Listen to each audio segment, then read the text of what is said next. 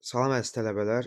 Deməli, MyGov-un tətbiqindən necə cari il məzunları və əvvəlki illərin məzunları üçün necə burdan cari il məzunları üçün arayışı, əvvəlki illərin məzunları üçün isə diplomu necə yükləyəcəyinizi sizə göstərəcəm.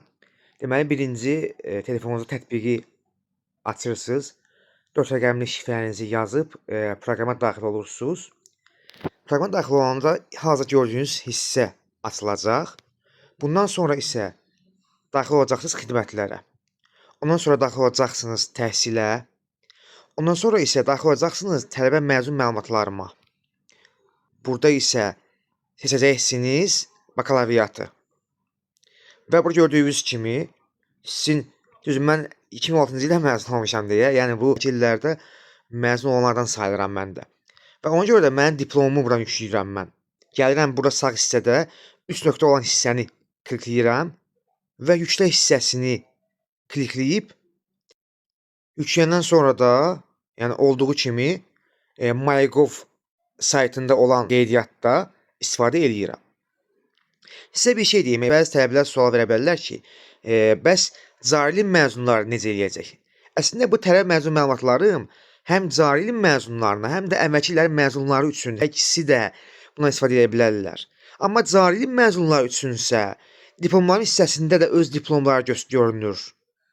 Gördüyünüz kimi açıram mən, diplomumu görürəm. Əvvəlki illərin məzunları üçün fərqi yoxdur.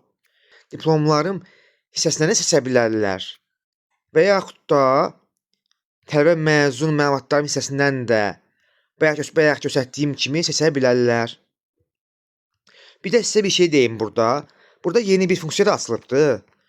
Təhsil tələbə krediti kimlər ki müraciət edəcəklərsə, burada təhsil hissəsində ən aşağı hissəyə gəlib, üzərinə klikləyib, buradan 6 manatlıq xidmət haqqı ilə bir yerdə müraciət edə bilərlər.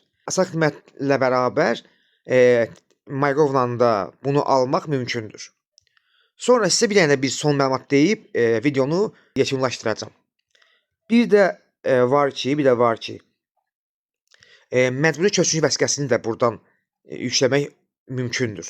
Burada aşağıya gələrsiniz, sosial müdafiə və təminat hissəsində klikləyirsiniz, sonra aşağıya düşüb məcburi köçürücü hissəsində klikləyirsiniz. Sonra isə buradan məcburi köçürücülərin status sənədi haqqında məlumatların hissəsinə klikləyib, yəni yenə də üst qiymət hissəsinə basaraq yüklə hissəsini klikləyib məcburi köçürücü vəsiqəsini də yükləyə bilərsiniz. Bu qədər. Uğurlar hər kəsə.